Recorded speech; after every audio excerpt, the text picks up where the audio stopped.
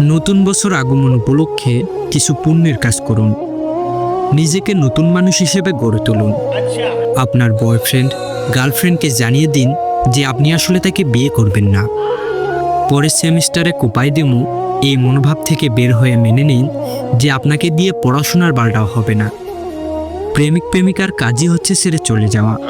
এই বালের কষ্ট পেয়ে কোনো লাভ নাই। কষ্ট ভুলতে নতুন প্রেমে লিপ্ত হলে সেখানেও আপনার জন্য অপেক্ষা করছে। লেওড়াসোদা বন্ধু তথা নেশাখোরদের পুটকিতে লাথি দিয়ে জীবন থেকে বের করে দিন। সারাদিন এই ধরনের ফেসবুক না গুটায়ে একটু পড়াশোনা করার অভ্যাস করুন। মানুষের কাছ থেকে কিছু আশা করা বন্ধ করুন। কারো ঠেকাও পড়ে নাই যে আপনার মতো চোদনার জন্য কিছু করবে।